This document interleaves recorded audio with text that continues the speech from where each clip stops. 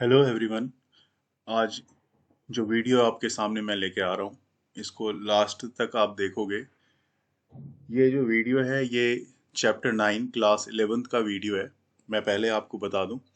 और इस चैप्टर का नाम जो है वो मैकेनिकल प्रॉपर्टीज ऑफ सॉलिड। जी हाँ, चैप्टर का नाम है मैकेनिकल प्रॉपर्टीज ऑफ सॉलिड्स। तो चलिए यहाँ पे आपका वीडियो आपके लिए स्टार्ट करते हैं। और जो न्यूमेरिकल्स है यहाँ पे न्यूमेरिकल्स को मैं डिस्कस करूंगा। थ्योरी ऑलरेडी डिस्कस कर रखा है हमने। पहला क्वेश्चन आपके स्क्रीन पे आप देख पा रहे हो। अ स्टील वायर हैज, ये जो लेंथ आपकी दे रखी है वायर ऑफ लेंथ 4.7 मीटर की है। एंड क्रॉस सेक्शनल एरिया जो है इसकी वो 3.0 इंटू 10 पावर 5 मीटर स्क्वायर की दे रखी है। तो जो भी चीजें पहले दी हुई है उसको मैं यहाँ पे आपके सामने लिखने जा रहा हूँ। ठीक है। तो सबसे पहले फॉर स्टील,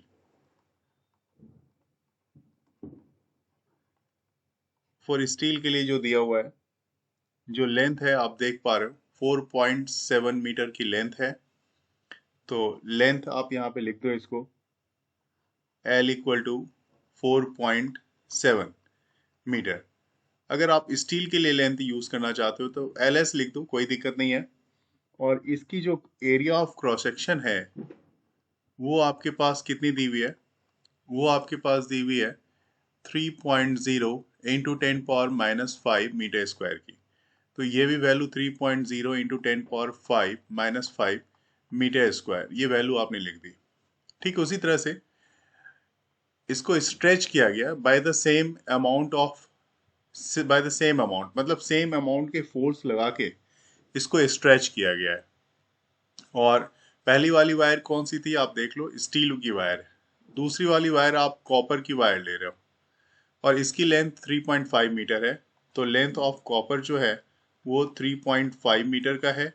और इसकी एरिया ऑफ क्रॉस सेक्शन जो दी हुई है, इसका एरिया ऑफ क्रॉस सेक्शन आप देख सकते हो 4.0 इंटू 10 पावर -5। तो 4.0 एरिया ऑफ क्रॉस सेक्शन मैं इधर लिख लेता हूँ 4.0 इंटू 10 पावर -5 मीटर स्क्वायर। ठीक है, ये इसकी area under a given load. इसमें भी कुछ लोड दी हुई है, इसको मैं थोड़ा साइड करता हूँ और अच्छे से। ठीक है, एक लोड दी हुई है। What is the ratio of Young's modulus of steel to that of copper. तो आपसे क्वेश्चन में जो पूछा गया है Young's modulus of steel that of Young's modulus of copper, इसके बारे में बात की गई है। ये आपको बताना है कि क्या होगी। तो जो भी सारी चीजें यहाँ पे आपके लिए दे रखी है उसको मैं यूज कर लेता हूँ। पहले मैं यंग्स मॉडुलस ऑफ स्टील निकाल लेता हूँ। तो यहाँ पे आपके पास YS से इसको रिप्रेजेंट कर रहा हूँ, यंग्स मॉडुलस ऑफ स्टील। और फॉर्मूला जो है उसको मैं लिख रहा हूँ यहाँ पे F Young's length of steel. Force आपकी दोनों ही क्वेश्चन के लिए गिवन लोड जो है सेम लोड सेम अमाउंट के लिए यहाँ पे भी आपके पास लिखा हुआ है एज सेम अमाउंट। यहाँ पे देखो आप सेम अमाउंट लिखा हुआ है। क्वेश्चन को अच्छे से आप रीड करोगे तो सारा काम आपका आसान हो जाएगा। और A इंटू डेल्टा एल, तो ये तो हो गया स्टील के लिए फॉर्मूला। और इस पे जो फोर्स लग रही है वो F ही रहने दो, इंटू लेंथ जो है आपकी 4.7 की। तो यहाँ पे 4.7 स्टील की लेंथ आपने यहाँ पे लिख दिया। अपॉन में एरिया इसके लिए आप देख सकते हो 3.5 मीटर स्क्वायर की एरिया रही है इसकी। ये 3.0, यहाँ पे मैं आप देखो 3.0 इंटू 10⁻⁻5। और डेल्टा एल मतलब जो स्लाइडली इंक्रीज होगी फोर्स लगाने के बाद, डेल्टा एल ये आपको पता नहीं है यहाँ पे। उसी तरह से यंग्स मॉडुलस ऑफ कॉपर ले लो आप। यंग्स मॉडुलस ऑफ कॉपर आप करोगे तो same formula F into L तो आपको लिखना ही पड़ेगा कॉपर। हालांकि क्वेश्चन के अकॉर्डिंग ये भी दिया हुआ है कि length of copper equal to length of जो स्टील है और लेंथ ऑफ कॉपर दोनों सेम है, तो इसको आप L मान सकते हो, कोई दिक्कत नहीं है। अपॉन में इसकी जो एरिया, ये formula A into delta L तो आप ऐसे ही रखोगे। ठीक है, तो F इंटू यहाँ पे लेंथ ऑफ स्टील जो दी हुई है आपके पास वो 3.5 मीटर की है, तो ये 3.5 अपॉन में एरिया इसकी जो है 4.0 इंटू 10⁻⁻5 सेम एरिया। यहाँ पे मतलब 10 पावर के हिसाब से दोनों सेम है एरिया वाइज, लेकिन इसमें 3 है और इसमें 4 है। इनटू इसमें भी आप डेल्टा एल आप ले लोगे यहाँ पे, ठीक है। तो यहाँ पे मैं डेल्टा एल यहाँ पे रख रहा हूँ। और जैसा कि क्वेश्चन में आपसे पूछा है दोनों का ratio, Young's modulus of steel और यंग्स मॉडल्स ऑफ कॉपर, तो Y S upon Y copper, तो दोनों को डिवाइड करना पड़ेगा। तो मैं यहाँ पे लिख लेता हूँ एफ इंटू 4.7 अपॉन में 3.0 इंटू 10⁻⁻5 इंटू इस जगह पे मैं लिख रहा हूँ डेल्टा एल, और ये डिवाइड में जाएगा तो इसको मल्टीप्लाई करता हूँ, ये इसका रेसिप्रोकल हो जाएगा, ये वैल्यू ऊपर आ जाएगी, तो ये हो जाएगा 4.0 इंटू 10⁻⁻5, कैलकुलेशन कर लेंगे खुद से उसके बाद, इंटू डेल्टा एल अपॉन में एफ इंटू ये हो जाएगी आपकी वैल्यू 3.5 की, ठीक है। तो इतना तो सबसे पहले आप खुद से भी करके रख लो, ताकि कैलकुलेशन, अब मैं कैलकुलेशन करके दिखाऊँ आपको तो मैं बताऊँ आपको कि क्या क्या करना पड़ेगा। मैं कलर थोड़ा सा चेंज कर रहा हूँ ताकि कैलकुलेशन हमें दिखाई दे। एक तो यहाँ पे जो कैंसिल हो रही है आपकी वैल्यू, ठीक है ना, वो कैंसिल हो रही है फोर्स, सेम फोर्स है, ठीक है। और कह रहा है कि स्टील लेंथ जो भी दे रखी है उसकी स्ट्रेच करके, और same amount of force by the same amount, है ना। स्ट्रेच किससे हो रहा है, देखो स्ट्रेच हो रहा है सेम अमाउंट से, इसलिए ये जो डेल्टा एल आप देख रहे हो, आप जो फोर्स लगा रहे हो सेम फोर्स लगा रहे हो, तो डेल्टा एल और इधर का भी डेल्टा एल, मतलब एक डेल्टा एल स्टील का और एक डेल्टा एल कॉपर, दोनों सेम है, तो ये भी आपका यहाँ पे कैंसिल हो रहा है। 10⁻⁻5 10⁻⁻5 ये भी कैंसिल हो रहा है, ठीक है। अब जो वैल्यू आपके पास रह रही है, यंग्स मॉडुलस ऑफ स्टील इस तरफ लिख दो और यंग्स मॉडुलस ऑफ कॉपर लिख दो, इक्वल टू ऊपर में आप देखो 4.7 इंटू 4.0 अपॉन में, ठीक है, नीचे आप देख लो इसकी वैल्यू, ये 3.0 इंटू 3.5। अब आपके लिए कैलकुलेशन यहाँ से आसान हो जाएगा, क्योंकि अब सिर्फ मल्टीप्लाई करना है, ऊपर और नीचे आपको मल्टीप्लाई करना है। अगर कुछ कैंसिल होता है तो कर दो आप, देखो 4.0 बोलो या 4 बोल लो, 3.0 बोलो या फिर 3 बोल लो, कोई दिक्कत नहीं है, ठीक है। अगर मैं ऊपर मल्टीप्लाई करूं मतलब 4.7, तो 4.7 इंटू 4 कर लूं, तो 4.7 इंटू 4 आप भी करके देखो, तो और कुछ कैंसिल होता है तो वो भी देख लो। अगर 2 से कुछ कैंसिल हो रहा है क्या, नहीं हो रहा, क्योंकि यहाँ 4 है यहाँ 3 है, नहीं हो रहा, 5 से भी नहीं हो रहा। तो चलिए 4.7 इंटू 4 करता हूँ मैं, ये हमारे पास आएगा 18.8, मल्टीप्लाई करके देख लो आप। उसके बाद नेक्स्ट मल्टीप्लिकेशन आपकी 3.5 को मल्टीप्लाई करनी है 3 से, तो ये लगभग आएगा आपके पास 10.5।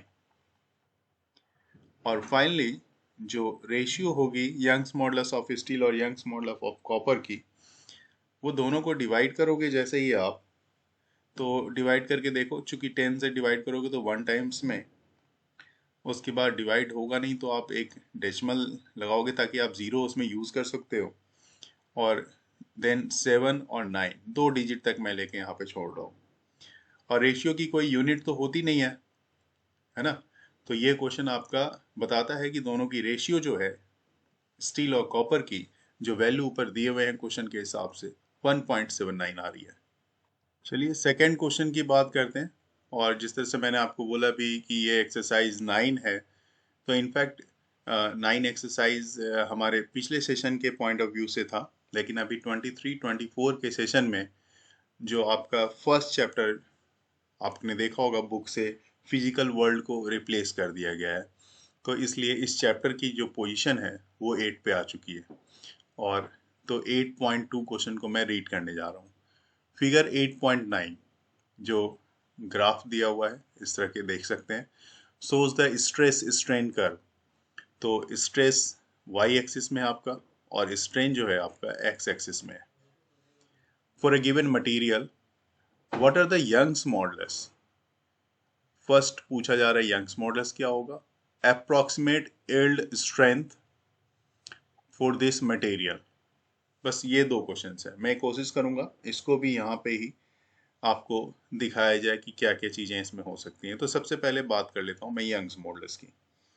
जैसा कि आपको पता है यंग्स मॉडुलस को वाई से लिखते हो और इसका फॉर्मूला होता है stress by strain, stress by strain. तो देखिए स्ट्रेस और स्ट्रेन का ग्राफ तो आपके पास दिया हुआ है ना, ठीक है। और अब यहाँ पे आपको ये देखना है कि ये ग्राफ जो है ये ग्राफ किस तरह से जा रही है। देखो मैं थोड़ा सा कलर चेंज करके समझाने की कोशिश करूंगा आपको, देखना ये ग्राफ किस जगह तक स्ट्रेट लाइन में जा रही है। तो मैं ये देख रहा हूँ कि ये ग्राफ इस जगह तक स्ट्रेट लाइन जा रही है, और क्योंकि मुझे इसमें एक रेक्टेंगुलर फ्रेम में बिल्कुल स्ट्रेट लाइन में दिख रहा है, इसके आगे थोड़ी सी है लेकिन ग्राफ स्ट्रेट लाइन तो ज़रूर है, लेकिन यहाँ पे जो है फिर आप जज नहीं कर पाओगे कि इसकी वैल्यू यहाँ पे कितनी लेनी चाहिए। और नीचे में तो खैर आप ले सकते हो 0.3 की, लेकिन वाई एक्सिस में मतलब स्ट्रेस में कितनी वैल्यू होनी चाहिए ये हमें पता नहीं चल रहा। तो मैं एग्जैक्ट वैल्यू के लिए मैं अपने नीचे वाले पॉइंट पे ही रुक गया जहाँ की स्ट्रेस मुझे 150 और इनटू में 10 पावर 6 न्यूटन मीटर स्क्वायर का दिख रहा है। तो स्ट्रेस की वैल्यू आप लोगे 150 इंटू 10 पावर 6, ठीक है। और इसी जगह पे स्ट्रेन की जो वैल्यू आपकी आ रही है 0 पॉइंट, डेसिमल के बाद 2 जीरो हैं, तो स्ट्रेन की वैल्यू इसके बाद जो है 0 पॉइंट डेसिमल के बाद 2 जब मैं डिवाइड करता हूँ तो मुझे जो मिलने वाला है, अगर आप इस ज़ीरो को हटाते हो यहाँ पे तो 1000 आएगा। मतलब 10 पावर ये 6 से 9 हो सकता है, ठीक है। और 9 क्या, मैं इसको 10 बना देता हूँ तो 15 डिवाइडेड 2 कर देता हूँ इंटू 10 पावर 9 कर देता हूँ। ये देखो आप, ये जो 1000 आता ये 1000 ऊपर चला गया अगर मैं डिवाइड कर लेता, और ये 10 पावर 9 हो जाता, और एक ज़ीरो इसके भी मैंने यहाँ पे ऐड कर दिया। तो अब जाके ये एक ज़ीरो और ऐड होता है तो यहाँ पे ये 10 पावर 9 से 10 पावर 10 हो जाएगा। तो इसको मैं 10 पावर 10 लिख देता हूँ सीधा। ये वैल्यू हो गई 10 पावर 10 की। और अगर 15 को 2 से डिवाइड करोगे तो क्या होगा 7.5। तो ये हो गया आपका 7.5 इंटू 10 पावर 10, और यूनिट आपकी होगी न्यूटन मीटर स्क्वायर पर मीटर स्क्वायर, ये इसकी यूनिट है। तो यंग्स मॉडुलस की वैल्यू आपको मिल गई। अब रह जाती है बात अप्रोक्सीमेट यील्ड पॉइंट। तो अप्रोक्सीमेट यील्ड पॉइंट क्या होती है उसके बारे में बात कर लेते हैं, ठीक है। जहां से कि कर्व बेंड होना शुरू होता है, ठीक है, उसके ठीक नजदीक का पॉइंट को हम लोग यील्ड पॉइंट बोलते हैं। कहां से, फिर से ध्यान देंगे, जहां से कर्व बेंड होना शुरू होता है उसके ठीक नजदीक के पॉइंट को हम लोग यील्ड पॉइंट बोलते हैं। तो कर्व नजदीक मतलब लगभग यहाँ पे पहुंच चुका है कर्व आपका।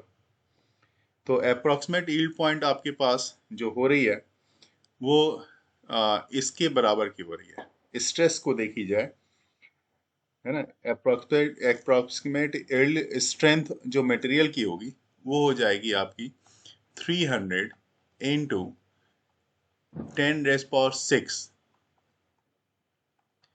तो 10⁻⁶ कहने का मतलब अगर ये दो जीरो को भी मैं उसके साथ ऐड कर दूं तो 3 इंटू 10⁸ न्यूटन। और यूनिट तो आपको पता है, यील्ड मतलब स्ट्रेस को के बारे में बात हो रही है तो न्यूटन पर मीटर स्क्वायर। तो ये इस तरह से ये वाला क्वेश्चन 8.2 का भी आपका सॉल्व हो जाता है। आइए अब बात करते हैं क्वेश्चन नंबर 8.3 की। जैसा आप क्वेश्चन में देख पा रहे हो, stress strain graph. Material A और मटेरियल बी के लिए आपके पास ग्राफ दी हुई है। यहाँ पे मटेरियल ए है और दो ग्राफ बने हुए हैं, दूसरे वाले में को बी कंसिडर किया गया है और स्ट्रेस स्ट्रेन का ग्राफ यहाँ पे आपको देखने को मिल रहा है। ठीक है, तो अब इस ग्राफ से आपको ये बताना है the graph are shown drawn to same scale which first question which of the materials has the greater Young's modulus। Question number 8.3 को सॉल्व करने के पहले आपको दोनों ग्राफ देख लो। आप दो ग्राफ हैं, स्ट्रेस स्ट्रेन के ग्राफ है और ए और बी दो ग्राफ है यहाँ पे आपके पास। ठीक है, तो फर्स्ट में ग्राफ जो शो किया हुआ है उसमें सेम स्केल पे वो बोल रहा है फर्स्ट क्वेश्चन में which of the material has greater Young's modulus. तो देखो यंग्स मॉडुलस का फॉर्मूला तो स्ट्रेस बाय स्ट्रेन होता ही है, आपको पता है। जो कि स्ट्रेस बाय स्ट्रेन कहने का मतलब क्या क्या होता है, मतलब स्लोप देखी जाती है। तो यहाँ पे आप लिख सकते हो slope of stress strain curve. ठीक है, ये अब स्लोप देखो, आप ए वाले में देखो स्लोप, मुझे तो ए वाले का स्लोप ज़्यादा दिख रहा है, बी वाले का स्लोप इससे कम दिख रहा है। क्यों? क्योंकि स्लोप की एंगल देखो, स्ट्रेस के साथ यहाँ पे इसकी कम एंगल है और उसमें स्ट्रेस के साथ ज़्यादा एंगल है। तो जो एंगल बनती है ना, ये एंगल अगर ज़्यादा हो रही है तो स्लोप कम होगी। मान लो आप यहाँ पे बैठे हो, यहाँ पे इस तरह से मान लो यहाँ बैठे हो, इसकी स्लोप ज़्यादा है तो आप हो सकता है आपको गिरने का चांस भी ज़्यादा हो, आप नीचे गिर सकते हो। इसकी स्लोप कम है तो आप आराम से स्लाइड करते हुए नीचे आओगे, है ना। तो इसका मतलब बी की स्लोप मुझे कम दिख रही है, ए की स्लोप ज़्यादा दिख रही है। और जिसकी स्लोप ज़्यादा उसका स्ट्रेस स्ट्रेन कर्व ज़्यादा। तो यहाँ पे आप कह सकते हो ए का जो यंग्स मॉडुलस है वो ग्रेटर है बी के यंग्स मॉडुलस से। ठीक है, तो ये हो गया। बी वाले में देखो कह रहा है कि विच of the two is a stronger material. तो स्ट्रॉन्गर मटेरियल कौन सा होता है?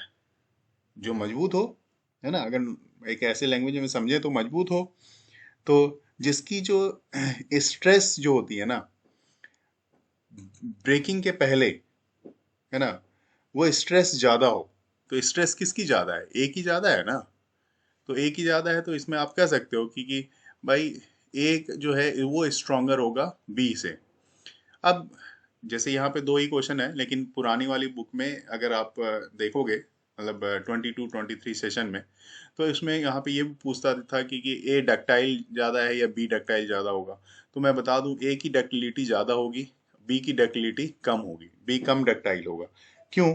क्योंकि डक्टाइल की भी डेफिनेशन क्या होती है कि जिसकी प्लास्टिक रेंज ऑफ एक्सटेंशन काफ़ी ज़्यादा हो, है ना। प्लास्टिक रेंज का एक्सटेंशन मतलब इलास्टिक लिमिट और फ्रैक्चर पॉइंट, है ना।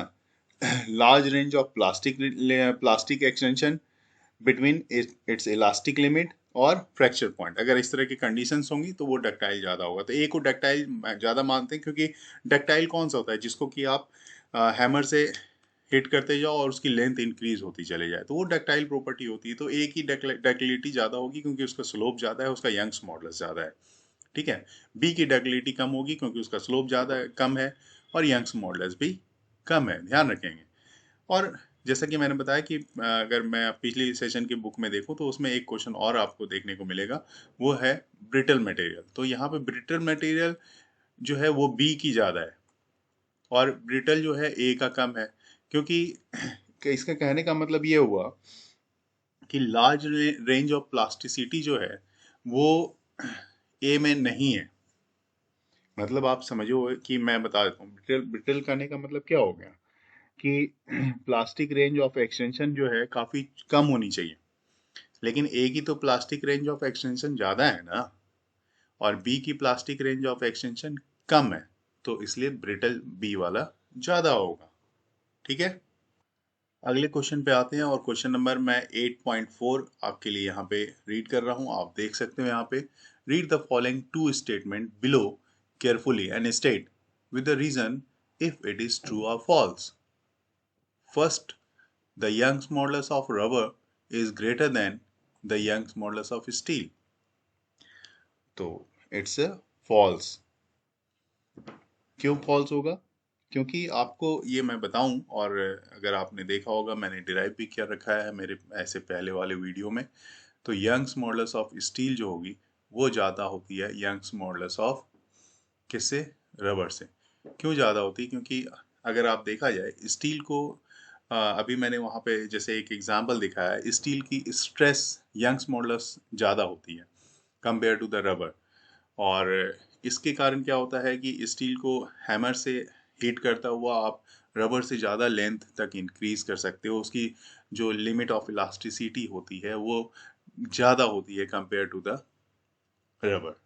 ठीक है, तो आप इस चीज़ को यहाँ पे समझ लो कि जब भी अगर दोनों पे मतलब स्टील वाले पे और रबर वाले पे दोनों पे सेम डिफॉर्मिंग फोर्स अगर आप अप्लाई करते हो ना, तो वैसे केस में क्या होता है कि हालांकि आपको देखने को मिलता जरूर है कि रबर की लेंथ ज़्यादा हो गई है ना, स्टील कम एक्सटेंड हुआ, लेकिन एक लिमिट के बाद रबर ब्रेक भी तो हो जाता है ना। स्टील उसमें क्या होता है, स्टील की लेंथ बढ़ती चली जाती है। तो इसका मतलब यंग्स मॉडुलस आपका ज़्यादा किसका है, स्टील का। ठीक है, तो जो बच्चे जिनको शुरू से वो पढ़ रहे हैं उनको ये चीज मैंने दिखा रखा है, वो समझ जाएंगे।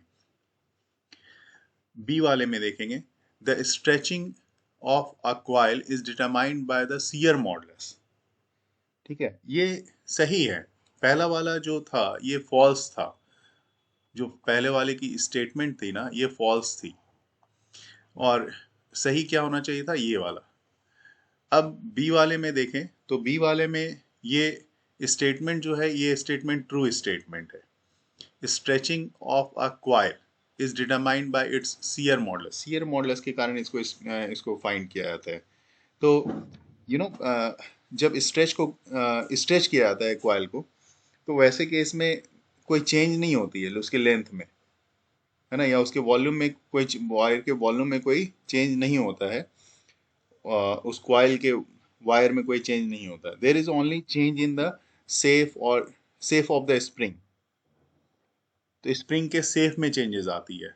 जैसे शियर मॉडुलस तो आपने पढ़ा होगा, जिससे मैंने बताया था शियर मॉडुलस कुछ इस तरह का होता है। और अगर आप टेंजेंशियल फोर्स लगाते हो इस पे, तो बॉडी क्या होती है, इस तरह से थोड़ी सी एक्सटेंड हो जाती है, ऐसी चली जाती है, लेकिन इसका बेस तो अपनी पोजीशन पे रहता है, बेस में कोई चेंजेस नहीं आता है ना।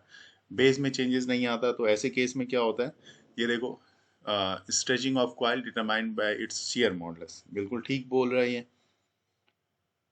ओके, मैं फिर से रिपीट कर देता हूँ कि जब आप कॉइल को स्ट्रेच करते हो, है ना, अब आप मैं लिख देता हूँ, कॉइल को जब आप स्ट्रेच करते हो, ध्यान से देखो, स्ट्रेच्ड कर दिया आपने, तो क्या क्या चेंज नहीं हो रहा है, तो इसके लेंथ में चेंज होगा क्या, तो नहीं। ठीक है, या इसकी वॉल्यूम में चेंज होगा, लेंथ में चेंज नहीं हो रहा तो वॉल्यूम में कैसे चेंज होगा, नहीं होगा। ठीक है, जो भी वायर यूज की गई है कॉइल की बनाने के लिए, उसके लेंथ में और वॉल्यूम में कोई चेंजेस नहीं आ रही है। क्या किस में चेंज आ रहा है, तो सिर्फ सेफ में, सेफ और साइज में चेंज आएगा। तो सेफ में चेंज आ रहा है, जो भी स्प्रिंग की कॉइल बनाई गई हो, तो इसका मतलब शियर मॉडुलस इसमें इन्वॉल्व है। ठीक है, अब हम लोग स्क्रीन पे देख पा रहे हैं कि क्वेश्चन नंबर 8.5 यहाँ पे दिया हुआ है, जिसमें ये बता रहा है two wires of diameter 0.25 centimetre, one is made of steel and the other made brass. तो आप देखो यहाँ पे एक स्टील लिखा हुआ है, और इसके नीचे वाली जो वायर बनी हुई है ये ब्रास की बनी हुई है। इस दोनों पे लोड हैंग किया हुआ है, और लोड जो हैंग किया हुआ है आप देख सकते हो वो कितने कितने की है। तो are loaded shown in figure 8.11, the unloaded length of steel, जिस समय अनलोडेड लेंथ थी स्टील की वो 1.5 मीटर की थी, and that of brass wire is 1 metre. Compute the elongation of the steel and the brass wire. तो हमें दोनों के लिए डेल्टा एल निकालना है, ब्रास वायर के लिए भी और दूसरे के लिए भी, जो भी आपकी वायर दी हुई है स्टील के लिए। तो फॉर्मूला आपको अच्छे से पता है, फॉर्मूला यूज करते हैं, कोई दिक्कत नहीं है, काम हो जाएगा अपना। ठीक है, तो सबसे पहले मैं y इक्वल टू फॉर्मूला लिख लेता हूँ। आप बताओगे फॉर्मूला या मैं बता दूँ? तो मुझे तो लगता है कि आप सबको फॉर्मूला अच्छे से पता है, किसी को बताने की जरूरत नहीं है। तो चलिए, y इक्वल टू मैं लिख रहा हूँ formula F by A L into L by delta L, यही फॉर्मूला होता है। तो F और एरिया के लिए मैं लिख लेता हूँ pi R square. Into L by delta L. तो मुझे डेल्टा एल का चाहिए ना फॉर्मूला, तो डेल्टा एल मतलब फर्स्ट वाले के लिए डेल्टा एल 1 ले लेते हैं, डेल्टा एल स्टील के लिए चाहिए तो स्टील लिख लेते हैं डेल्टा एल एस। और मुझे दूसरी तरफ किसके लिए चाहिए, तो डेल्टा एल ब्रास के लिए चाहिए तो बी लिख देता हूं मैं, रिप्रेजेंट कर दिया। ठीक है, तो डेल्टा एल अगर मैं इसके लिए देखूं तो यहाँ पे फोर्स जो लग रहा है वो फोर्स एफ लग रहा है, तो इस फोर्स को मैं F1 मान लेता हूँ, इनटू इसको मैं L1 लिख लेता हूँ, अपॉन में यहाँ पे पाई R1 का स्क्वायर लिख लेता हूँ। स्टील वाले पे जितना भी लग रहा है सब पे L1 L1 F1 और रेडियस इसका R1 ले लिया, और ये Y1 हो गया यंग्स मॉडुलस। इस तरह से आ जाएगा फॉर्मूला अगर देखो तो बिल्कुल आएगा। तो अब इसकी वैल्यू भी रख लो आप, तो चलो वैल्यू रखते हैं, तो वैल्यू कितनी आएगी वो भी देख लो। फोर्स पहले में फोर्स कितना लग रहा है आपका, तो आप देखो यहाँ पे जो वेट लग रही है वो आपकी स्टील वाले पे जो वेट लग रही है, स्टील वाले पे ये 6 kg का और ये 4 kg, मतलब टोटल वेट आपका 10 kg का वेट लग रहा है। ठीक है, 10 kg वेट लग रहा है, तो 10 kg को आप क्या करोगे, फोर्स F इक्वल टू क्या लिखो, F इक्वल टू mg। मास कितनी है तो 10, और g कितना हो गया, नहीं कुछ दिया है तो 9.8, अदरवाइज देगा तो 10 के लिए कंसीडर करने बोलता भी है वो, तो ये लिख लो। तो यहाँ पे आप F1 की जगह पे ये आपका F1 हो गया 10 इंटू 9.8 इंटू लेंथ जो है आपकी वो कितनी है, तो लेंथ जो स्टील की अभी आप ले रहे हो तो ये 1.5 की है। एक चीज हमेशा ध्यान रखना, मैं सारी चीजों का यहाँ पे प्रॉपर लिख रहा हूँ, आपके सामने कैलकुलेट भी कर रहा हूँ, तो आप कैलकुलेशन से भागना मत, करते रहो कैलकुलेशन, आपको इजी होगा। अब ये बात रह गई यहाँ पे पाई, पाई की वैल्यू आपकी होती है 3.14 की, तो 3.14 इनटू, ठीक है। अब यहाँ पे रेडियस की बात है, तो रेडियस R1 आपका 0.25 सेंटीमीटर का है, तो रेडियस में यहाँ पे R1 लिख लूँ 0.25। ये आपका क्या है, डायमीटर है ना, डायमीटर है, तो रेडियस को आप कैसे लोगे, अपॉन 2 करोगे, अपॉन 2 करोगे तो आपको ये वैल्यू दे देगा 0.125, डिवाइड करके चेक करो आप, तो ये हो गया 0.125। इसकी स्क्वायरिंग करनी पड़ेगी आपको यहाँ पे, इनटू यंग्स मॉडुलस। तो आप एक चीज कर लेना, यहाँ पे देखो क्वेश्चन में यहाँ पे यंग्स मॉडुलस की वैल्यू नहीं दी हुई है, ठीक है ना। तो आप बुक से आप जब अंदर में देखोगे इसमें इसकी वैल्यू लिखी हुई है, स्टील की लिखी हुई है, ब्रास की लिखी हुई है, एल्यूमिनियम की लिखी हुई है, फिलहाल मैं यहाँ पे इसकी वैल्यू लिख रहा हूँ। यंग्स मॉडुलस ऑफ स्टील जो होता है वो होता है 2.0 इंटू 10 पावर 11। आप चेक कर लोगे बुक के अंदर इसकी वैल्यू दी हुई है, तो घबराने की जरूरत नहीं है। ये आ गया। अब कैलकुलेशन करना है आपको, ठीक है। ठीक इसी तरह से ब्रास के लिए करोगे, जब तक आप इधर कैलकुलेशन करो और डेल्टा एल एस मुझे बताओ कि कितना आ रहा है, उसी तरह से ब्रास के लिए करना है। ब्रास के लिए भी आप क्या करोगे, देखो फोर्स F2 ले लो आप, F2 into L2 upon pi R square. अब तो बिल्कुल आपके पास समझ में आ गया, ये R2 ले लोगे इंटू Y2, तो F2 वैल्यू कितनी रहेगी, F2 की वैल्यू, F2 मतलब ये इस पे लग रहा है, ब्रास वाले पे फोर्स कितना लग रहा है, तो ब्रास वाले पे तो सिर्फ सिर्फ 6 kg का वेट है, तो इस तरफ लगेगा 6 इंटू 9.8, है ना। F2 जो है लगेगा, जिससे इस तरह से आपने F1 निकाला, F1 इक्वल टू कितना नहीं, इसमें 10 kg का लग रहा था, क्योंकि 4 kg ये था और 6 अभी, लेकिन ब्रास वाले में क्या लग रहा है, इसमें ये सिर्फ ये वाली वायर है, इसमें आपका लग रहा है सिर्फ 6 kg का, तो आप यहाँ पे 6 लोगे, 6 into 9.8, 6 into 9.8 into length, length आपकी 1 मीटर की है, तो इसकी जगह पे 1 मीटर लिखोगे, 1.0 लिख दो कोई दिक्कत नहीं, या सिर्फ आप 1 भी लिखोगे तो भी कोई दिक्कत नहीं। अपॉन में पाई की वैल्यू कितनी है 3.14 की, इंटू रेडियस।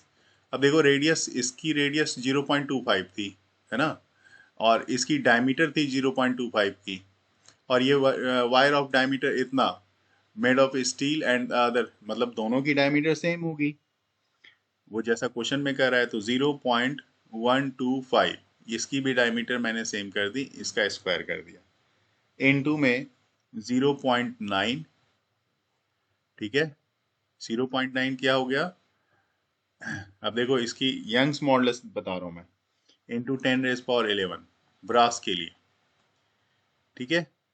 अब आप जैसे मैंने बोला स्टील के लिए कैलकुलेशन करो, आपके पास जो वैल्यू आने वाली है 1.5 की आने वाली है, इंटू 10⁻⁴ के लिए, और यूनिट क्या होगी, मीटर में। उसी तरह से इसकी कैलकुलेशन जैसे करोगे तो ये 1.3 इंटू 10⁻⁴ की आ जाएगी, ये भी मीटर में आ जाएगी। तो ये और ये दोनों कैलकुलेट हो गया आपके, 8.5 भी आसानी से सॉल्व हो गया। चलिए अगले क्वेश्चन पे आते हैं। क्वेश्चन नंबर 8.6 आप देख सकते हो। क्वेश्चन नंबर 8.6 क्या कह रहा है, the edge of an aluminium cube is 10 centimetre long, one face of the cube is firmly fixed to a vertical wall. A mass of 100 kg is then attached to opposite face of the cube. ठीक है. The shear modulus of aluminium is 25 G Pascal. G Pascal कहने का मतलब, जी हाँ, giga pascal, ठीक है. What is the vertical deflection of the face? तो जिस तरह से क्वेश्चन है ना, उस क्वेश्चन को आप इमेजिन करो और उस पर एक डायग्राम ड्रॉ कर लेते हैं पहले। तो जो क्वेश्चन आपको मैंने रीड करके दिखाया है 8.6 का, उसमें इस तरह की एक पार्ट इसका फिक्स है, दूसरे पार्ट से इस पे वेट हैंग किया हुआ है, area of face of on which force is applied, वो एरिया आपके पास है, मैं यहाँ पे लिख रहा हूँ, area equal to 10 centimetre into 10 centimetre. That means area आपको चाहिए तो 10 मतलब 10 इंटू 10 100 हो गया, और सेंटीमीटर स्क्वायर। सबसे पहली चीज तो ये आ गई। अब इसको आपको मीटर स्क्वायर में बदलना है तो आप इसको चेंज कर सकते हो, 10⁻² मीटर स्क्वायर, ये मीटर में चेंज हो गया। स्टैंडर्ड यूनिट में आपको चेंज करना पड़ेगा। अब जो फोर्स लग रही है इस पे F इक्वल टू mg की फोर्स लग रही है, ठीक है। तो मास जो है 100 kg अपोजिट फेस पे अटैच किया हुआ है, ये फेस फिक्स्ड है, क्वेश्चन में था, और ये अपोजिट फेस है इसका, तो इस पे 100 kg का मास फिक्स किया हुआ है, तो 100 इंटू जी 10 लेने के लिए बोल रहा है वो, यहाँ पे 10 ले लेते हैं अपनी कन्वीनियंट के लिए। तो ये हो गया, ये भी हो गया आपका 1000 न्यूटन, ठीक है। नेक्स्ट में आपके पास कह रहे हैं कॉफिशियंट, ये ईटा सियरिंग मॉडुलस जिसको बोलते हो आप, ये दिया हुआ है क्वेश्चन में 25 GPa, ठीक है। तो इसका मतलब आप लिख सकते हो इसको 25 इंटू 10⁹ पास्कल, पास्कल में इसको भी स्टैंडर्ड यूनिट में चेंज कर दिया, और लेंथ जो दी हुई है वो 10 सेंटीमीटर की है, इसको भी मीटर में चेंज कर लो, मतलब 0.10 मीटर। ये सारा काम आपने कर लिया। अब shear modulus eta equal to formula होता है F/A बाय में डेल्टा L/L। तो कहने का मतलब F/A तो आप लिखोगे ही, और L ऊपर आ जाता है, और यहाँ डेल्टा L है ना। तो डेल्टा L आपको चाहिए अगर इंक्रीज इन लेंथ की बात कर रहे हैं हम लोग, तो ये हो जाएगा F/A इंटू L/ईटा। सारी वैल्यू सिर्फ रख लो आप। देखो वैल्यू क्या है, फोर्स 1000, ये देखो फोर्स कितनी है 1000, इंटू लेंथ, देखो लेंथ आपने यहाँ पे निकाला है 0.10, ठीक है, अपॉन में ए एरिया 10⁻² इंटू ईटा, ईटा के लिए जो वैल्यू आपने लिखी है यहाँ पे देखो, ये 25 इंटू 10⁻⁹, ठीक है। अगर ये 10⁻² ऊपर आ जाता है तो 100 हो जाएगा, जिसमें ये ऐड हो जाएगा, मतलब 3 0 है और 2 0 और ऐड हो जाएगा, तो 5 10⁻5 हो गया। 10⁻5 में -2 कर दो 10⁻3 हो जाएगा, 10⁻3, और ये 9 ऊपर चल गया ना, तो ये माइनस में आ जाएगा। और इसको मैं ऐसा लिख देता हूँ, देखो ये पूरा पूरा कैंसिल होगा, बाकी अगर मैं ऐसे लिख दूं, अगर देखो सॉल्व करना है तो इसको ऐसे कर, 25 4 जा 100 होता है, ये 40 हो जाएगा। ये अगर ऊपर आया तो 10 पावर 2 हो गया, 10 पावर 2, और ये अब हो गया टोटल मिलके 10 पावर 2, और ये 10 पावर -2, ये कैंसिल हो जाएगा, ऊपर 40 रह गया, और 10 पावर 9 ऊपर जाएगा। ठीक है, तो ये आपके पास आ जाएगा, देख लो 4 इंटू 10 पावर -7 बनने वाला है ये। ठीक है, इतना मीटर, चेक कर लो, ओवरऑल कैलकुलेशन आपको बिल्कुल सही मिलेगी, और यही इसका परफेक्ट आंसर है। चलिए अब मैं आपके लिए अगला क्वेश्चन रीड करने जा रहा हूं, जो कि है आपका 8.7। 4 identical hollow cylinder column of mild steel support a big structure of mass 50,000 kg। देखिए हॉलो सिलेंडर, मैंने पहले भी बताया था, hollow cylinder is comparatively stronger than the solid cylinder, और यहाँ पे वही काम मुझे देखने को मिल रहा है कि जो 4 आइडेंटिकल सिलेंडर बने हुए हैं उसके ऊपर एक सपोर्ट दिया हुआ है और वो है 50,000 kg का।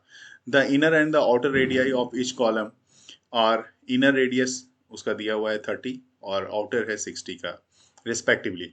Assuming the load distribution to be uniform, calculate the compressional strain of each column. हर एक कॉलम का कंप्रेशनल स्ट्रेन हमें बताना है। तो चलिए काफी आसान क्वेश्चन है, इसको भी सॉल्व कर लेते हैं। क्वेश्चन नंबर था आपका 8.7, और जो दिया हुआ है क्वेश्चन में वो है आपका इनर रेडियस जो कि 30 सेंटीमीटर का है, और जो आउटर रेडियस है वो 60 सेंटीमीटर का है। तो इनर रेडियस को आप मीटर में चेंज कर लो, ये हो गया 0.3 मीटर, और आउटर रेडियस को करोगे तो ये हो जाएगा 0.6 मीटर। यंग्स मॉडुलस आप लिख लो यहाँ पे 2.0 इंटू 10 पावर 11 पास्कल। मैंने पहले भी बोला है यंग्स मॉडुलस अगर क्वेश्चन में दिया हुआ है तो ठीक है, नहीं दिया हुआ है तो आप वहाँ बुक से देख सकते हो, कोई दिक्कत नहीं है। तो चलिए अब अगला काम आपका क्या रहेगा, तो सबसे पहले ये देखना है कि लोड जो है, चूंकि 4 सिलेंडर हैं और चारों सिलेंडर पे डिस्ट्रीब्यूशन लोड का जो है इक्वल है, तो लोड कितना है आप ये देखो। तो लोड है 50,000 केजी का, 50,000 केजी का लोड है, कितने पे, 4 पे। तो हर एक पे लोड कितना पड़ा, हर एक पे लोड पड़ेगा 125, 12,500 का, इतना केजी का। तो इसका मतलब जो फोर्स लग रही ना, फोर्स F इक्वल टू क्या होगा, mg। तो mg मास कितना हो गया 12,500, एक पिलर पे, एक जो सिलेंडर है हॉलो सिलेंडर उस पे इंटू 9.8 यहाँ पे ले रहे हैं। ठीक है, इतने न्यूटन का फोर्स लगेगा। अब बात कर लेते हैं area of cross section of each column. तो area of cross section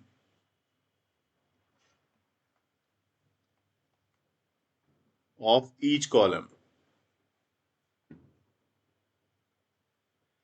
area of cross section of each column क्या होने वाला है, तो आप इसको लिख सकते हो, this one is equal to pi r2 का स्क्वायर माइनस पाई r1 का स्क्वायर। पाई तो कॉमन ले लो, और ए स्क्वायर माइनस बी स्क्वायर वाली प्रॉपर्टी मुझे यहाँ पे दिख रही है, r2 square minus r1 square. ठीक है, तो अब यहाँ पे आप इसको आगे बढ़ाओ, देखो कैलकुलेशन क्या कर सकते हो आप। पाई की वैल्यू कितनी होती है 3.14 या 22/7, जो भी रखना हो, 3.14 मैंने रख दिया। और अगर कुछ कैंसिल हो रहा है तो आप यहाँ पे देखो, मैं 22/7 भी रख लेता हूँ, बाद में आप ये मत बोलना कि शायद कुछ कैंसिल होने वाला टर्म आ रहा है। इनटू r2 माइनस r1 कहने का मतलब क्या हुआ, इसको a प्लस बी और a माइनस बी पे तोड़ दो। तो कहने का मतलब ये देखो, रेडियस आपने कितना निकाला था, 0.3 का था ना एक, तो ये होगा 0.6 का स्क्वायर माइनस 0.3 का स्क्वायर, ऐसा था। कहने का मतलब 22/7 इंटू 0.6 प्लस 0.3, एक बार प्लस में और दूसरी बार माइनस में, 0.6 माइनस 0.3, ऐसा हो जाएगा। ठीक है, तो ये सॉल्व कर लेंगे। अब बात कर लेते हैं कंप्रेशनल स्ट्रेन की। इसको जैसे ही सॉल्व करोगे तो आपके पास अगला टर्म्स आएगा कंप्रेशनल स्ट्रेन। तो कंप्रेशनल स्ट्रेन मतलब डेल्टा एल वाली बात हो जाएगी। तो डेल्टा एल इक्वल टू क्या हो जाएगा आपको पता है? Stress by Young's modulus. Stress by Young's modulus.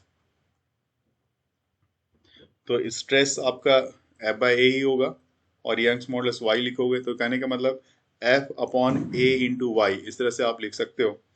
और फोर्स जो लग रहा है 12,500 एक पिलर पे इंटू 9.8, ये जो वेट लग रहा है नीचे की तरफ, अपॉन में ए एरिया ऑफ क्रॉस सेक्शन जो यहाँ से आप सॉल्व करके अभी निकालोगे, और इनटू में यंग्स मॉडुलस आपकी आनी है 2.0 इंटू 10 पावर 11। यंग्स मॉडुलस यहाँ से आप निकाल लो। इस जगह पे मैं बात करूं कि ये 0.9 इंटू 0.3 है ना। अगर ये मैं कर लूं तो ये आ जाएगा 22/7। अब 0.9 0.3 का मल्टीप्लीकेशन 0.27 आता है। ठीक है, तो अभी कुछ कट तो नहीं रहा यहाँ पे, लेकिन यहाँ पे मैं देख रहा हूँ अगर इसको भी मल्टीप्लाई कर दिया जाए, मल्टीप्लाई 22 कर दिया जाए, तो लगभग ये 5.94 मिल रहा है डिवाइडेड 7। तो डिवाइडेड 7 कहने का मतलब क्या होगा? ये हो जाएगा, अगर इसको आप डिवाइड 7 कर लो,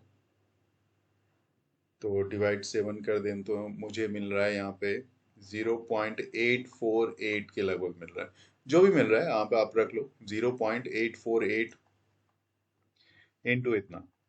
ठीक है, अब इसको सॉल्व करके यहाँ पे इसकी जो आंसर आएगी वो आप फाइनल कैलकुलेशन में यहाँ पे रख सकते हो। चलिए अगला क्वेश्चन है। अगला क्वेश्चन 8.8 मैं आपके लिए रीड कर रहा हूँ। ये देखो क्वेश्चन में क्या कर रहा है। A piece of copper having a rectangular cross section of, copper का जो रेक्टेंगुलर क्रॉस सेक्शन है, तो मतलब रेक्टेंगल के शेप में है तो लेंथ और विड्थ होगी, तो 15.2 mm है और 9.1, मतलब 15.2 इज टू 9.1 mm के जो लेंथ और विड्थ है, is pulled in tension with 44,500 Newton force, producing only elastic deformation. Calculate the resulting strain. तो हमें यहाँ पे सिर्फ स्ट्रेन निकालना है, वैल्यू तो आपके पास दे रखी है। तो चलिए नेक्स्ट क्वेश्चन आपका जो है 8.8, और जो वैल्यू दी हुई है उसको सबसे पहले आप लिख लोगे। फोर्स आपके पास दिया हुआ है जैसा मैंने रीड किया था 44,500 न्यूटन। एरिया आपके पास जो है चूंकि रेक्टेंगुलर है ना, तो रेक्टेंगुलर है तो एरिया एक हमेशा स्टैंडर्ड यूनिट लेना आप। जैसे 15.2 mm है और इस टू 19.1 mm की एरिया है, तो मैंने स्टैंडर्ड यूनिट मतलब मिलीमीटर को अगर कन्वर्ट करना हो ना तो 10 पावर -3 से मल्टीप्लाई करते हैं, तो ये हो जाएगा 15.2 इंटू 10 पावर -3, ये मीटर में कन्वर्ट हो गया, इंटू 19.1 इंटू 10 पावर-3, ये भी मीटर में कन्वर्ट हो गया। कहने का मतलब अब दोनों को मल्टीप्लाई कर लोगे आप लिखोगे 15.2 इंटू 19.1 इंटू 10 पावर-6। ठीक है, ये मीटर स्क्वायर में चेंज हो गया। यंग्स मॉडुलस जो दे रखी है इसकी वो है कॉपर की है ना, कॉपर की जैसे मैंने बताया भी था बुक में देखना, तो 1.2 इंटू 10 पावर-11 होती है न्यूटन पर मीटर स्क्वायर। और जैसे यंग्स मॉडुलस का फॉर्मूला क्या होता है? स्ट्रेस बाय स्ट्रेन, है ना। तो F by A into strain,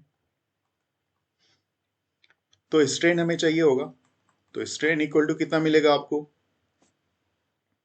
strain equal to हो जाएगा एफ बाय ए वाई। तो force 44,500 upon area 15.2 into 19.1 into 10 पावर-6 जो यहाँ पे मैंने निकाल रखा है, इंटू जो y है 1.2 इंटू 10 पावर-11। ठीक है, मल्टीप्लाई करो रिजल्ट आपके पास आएगा और आपको जो फाइनल आंसर मिलेगा 0.001277। ठीक है, और पहले से पता है आपको स्ट्रेंथ की कोई यूनिट तो होती नहीं है, इसलिए यहाँ पे कोई यूनिट हमने मेंशन नहीं किया है। आइए नेक्स्ट क्वेश्चन पे देखते हैं। नेक्स्ट क्वेश्चन हमारा होने वाला है 8.9 का। अब स्टील की एक केबल है जिसकी रेडियस दे रखी है 1.5 centimetre, supports a chair lift at a sky area. If the maximum stress is not exceeds 10 power 8 Newton per meter square, what is the maximum load of the cable can support? देखिए किसी भी cable की जो maximum load होती है अपनी एक fix होती है, उसको चेक करके ही किसी चीज़ में यूज़ किया जाता है। आप कई बार देखा होगा आपने, केबल का यूज़ आप कहीं पे भी कोई राइड्स लेने जाते हो या फिर कहीं पे कोई एडवेंचर के लिए जाते हो, कोई बहुत सी जगह पे केबल की यूज़ होती है। इवन आपके क्रेन वगैरह में भी केबल की यूज़ होती है। बहुत उसकी यंग्स मॉडल्स पहले चेक की जाती है कि कितना लोड वो उठा सकता है। तो ठीक उसी तरह का ये क्वेश्चन है और इसमें भी यही पूछा जा रहा है कि भाई कितना वेट ये उठाएगा। एक तरह से क्वेश्चन यही है, सिंपल सी बात की जाए तो। ठीक है, तो चलिए इसमें इसको सॉल्व करते हैं। देखिए स्ट्रेस जो होती है ना किसी भी चीज़ के लिए, ये स्ट्रेस की अगर बात करें तो कितना लोड वो उठा सकता है। जैसे एक साधारण सी बात करूं मैं, एक इंसान के लाइफ में भी जो स्ट्रेस होती है ना, कितना लोड वो लेता है, कितनी स्ट्रेस ले सकता है। हर कोई तो ले नहीं सकता, बहुत सारे तो निकल लेते हैं। तो यहाँ पे स्ट्रेस की बात करें, मतलब मैक्सिमम स्ट्रेस की अगर मैं बात कर रहा हूँ, ठीक है ना, मैक्सिमम स्ट्रेस के लिए होता है कि आप कितना लोड ले सकते हो। तो मैक्सिमम लोड और पर यूनिट एरिया के हिसाब से देखा जाता है। तो area of cross section upon area of cross section, ये देखा जाता है। ठीक है, तो एरिया ऑफ क्रॉस सेक्शन मतलब मैक्सिमम लोड तो है ही। मैक्सिमम लोड आप लिखो यहाँ पे, maximum load upon area of cross section A हो गया। तो maximum load upon area of cross section की जगह पे पाई आर स्क्वायर लिख सकते हो। तो अब ये मैक्सिमम लोड इक्वल टू क्या होगा, this one is equal to हो जाएगा आपका pi R square into maximum stress, है ना। तो बस आपकी वैल्यू, आप पाई की वैल्यू 3.14 आपको पता ही है। रेडियस जो दे रखा है यहाँ पे वो 1.5 का है, लेकिन ध्यान रखना यूनिट हमेशा चेंज कर लेना। ये सेंटीमीटर में है, इसको मीटर में चेंज कर लोगे तो इसकी स्क्वायरिंग भी करनी है, इनटू और मैक्सिमम स्ट्रेस जो है वो 10 पावर 8 लेके काम करना है आपको। तो ये जैसे ही आप मल्टीप्लाई करोगे 1.5 का स्क्वायर करोगे 2.25 हो जाएगा, इंटू 3.14 से मल्टीप्लाई करोगे तो लगभग 7.07 इंटू 10 पावर 4 न्यूटन। देखिए कहीं कहीं पे जैसे ये 1.15 का स्क्वायर आपको पता होगा। अब 2.25 है तो 3 को 2 से मल्टीप्लाई करोगे, 3 2 जा 6 और ये 14 5 जा 70। तो इस तरह से जब आप करोगे तो लगभग आपके पास यही वैल्यू मिलेगी। कैलकुलेशन आप करके देख लो, ठीक है। तो ये वैल्यू आ रही है और यहाँ पे 10 पावर -4 है ना। -2 इंटू 2 करोगे -4, तो ये 10 पावर 4 8 है। तो जैसे माइनस करोगे तो सिर्फ 4 रह जाएगा। तो इस तरह से ये आपका 8.9 भी सॉल्व हो जाता है। अगला क्वेश्चन रीड करने जा रहा हूँ आपके लिए 8.10 का क्वेश्चन नंबर। और ये क्वेश्चन कर रहा है, a rigid bar of mass 15 kg is supported symmetrically by 3 wires. अब देखिए ये 15 kg का जो भी बार है, मास है, बार किस शेप का होता है, इस तरह के शेप का, है ना। और इस पे जो है, इस पे 3 वायर के सपोर्ट से ये है, 3 वायर्स, सबकी जो लेंथ है 2 मीटर की है। अब किस मटेरियल की है वो भी देख लेते हैं, दिया हुआ नहीं। Those at each end are of copper and the middle one is of iron. अच्छा, 2 कॉपर की और बीच वाली जो है आयरन की है। Determine the ratios of their diameters if each is to have same tension. अगर सेम टेंशन का है तो आपको determine the ratio of their diameter, diameter की रेशियो जब बतानी होगी यहाँ पे। तो सबसे पहले आपको कहने का मतलब है कि आपको निकालना क्या पड़ेगा, डायमीटर ही निकालना होगा दोनों का। तो जो पाई आर स्क्वायर हम निकालते थे ना, यहाँ पे पाई डी स्क्वायर बाय करना पड़ेगा हमें। ठीक है, चलिए आगे करते हैं। तो इस क्वेश्चन में जो दिया हुआ है वो आप देख लो। तो फॉर्मूला जो यंग्स मॉडुलस का होता है वो होता है आपका F by A into L by delta L. लेकिन यहाँ पे चूंकि वायर है तो आपको टेंशन लेनी है। तो टेंशन लेने के लिए मैं यहाँ पे जो फोर्स है उसको मैं टी बना देता हूँ। वही टेंशन है यहाँ पे, तो इसको मैंने टी बना दिया। ठीक है, और हमारे पास क्या क्या दी हुई है, लेंथ दी हुई है, डेल्टा एल दी हुई है और टी दी हुई है। बाकी की चीजें, इसका मतलब यहाँ से आप देख सकते हो, देखो क्या है, वाई इनवर्सली प्रोपोर्शनल है आपके एरिया के, या आप कह सकते हो कि ऐसा भी एरिया इनवर्सली प्रोपोर्शनल है वाई के, ऐसा कह सकते हैं ना। तो एरिया के लिए आप क्या कहोगे, एरिया का क्या होता है, एरिया होता है pi R square. Equal inversely proportional किसके है, वाई के, यंग्स मॉडुलस के। तो इसको डायमीटर के टर्म में कैसे लिखोगे, तो पाई आर स्क्वायर को क्या लिखोगे, डी स्क्वायर बाय 4, ऐसा लिख लो। ये इनवर्सली प्रोपोर्शनल है यंग्स मॉडुलस के। इससे क्या होगा कि आपको सारे टर्म्स को बार बार लिखने की जरूरत नहीं पड़ेगी और आपका काम यहाँ पे आसान हो जाएगा, क्योंकि जो टर्म्स यहाँ पे रिलेवेंट है सिर्फ उसी में वेरिएशन करनी है और उसी का वैल्यू यहाँ पे हमें चाहिए होगा। ठीक है ना। तो इसका मतलब डी को देखा जाए सिर्फ, चूंकि पाई और 4 कांस्टेंट है, तो D square inversely proportional to Y, तो D inversely proportional to under root Y. देखो अब ये छोटा हो गया। इसका मतलब है कि अगर मैं डायमीटर अगर कॉपर का लूं और डायमीटर अगर मैं आयरन का लूं, दोनों की डायमीटर को बात करूं, तो ये यंग्स मॉडुलस ऑफ आयरन, मतलब यंग्स मॉडुलस ऑफ आयरन और यंग्स मॉडुलस ऑफ कॉपर, इस दोनों की रेशियो और स्क्वायर रूट निकाल दी जाए तो हमारा आंसर हमारे हाथ में होगा। तो ज़्यादा मेहनत से बच गए हम लोग। और यहाँ पे हमारे पास यंग्स मॉडुलस किसकी दे रखी है, 1.9 इंटू 10 पावर 11 अपॉन इसकी जो यंग्स मॉडुलस 1.1 इंटू 10 पावर 11। तो ये पावर तो कैंसिल कर दो, सिर्फ रह गया अंडर रूट में 1.9 अपॉन 1.1, 0.1 ये भी हटा दो, तो आपके पास जो भी डिवाइड करके आएगी वैल्यू और स्क्वायर रूट करके, वो लगभग 1.3 की आएगी। चूंकि रेशियोज है इसलिए यहाँ पे भी इसकी यूनिट नहीं होगी। तो इस तरह से ये बड़ा आसानी से ये क्वेश्चन सॉल्व हो रहा है, देख के ऐसा लग नहीं रहा था, लेकिन क्वेश्चन आसान था ये। क्वेश्चन नंबर 11 में यहाँ पे आपके लिए रीड कर रहा हूँ, देखोगे। अच्छा क्वेश्चन है, थोड़ा डिफरेंट क्वेश्चन है। अभी तक हमने सीधा यंग्स मॉडुलस या फॉर्मूला बेस्ड क्वेश्चन अभी तक अटेम्प्ट किया है, लेकिन ये उससे थोड़ा अलग क्वेश्चन है। तो देखते हैं, क्वेश्चन है, आप 14.5 kg mass fastened to a end of a steel wire of unstressed length 1 meter is reeled in a vertical circle with angular velocity 2 revolution per second. At the bottom of the circle, the cross-sectional area of the wire is 0.6065 centimeter square. Calculate the elongation of the wire when the mass is at the lowest point of its path.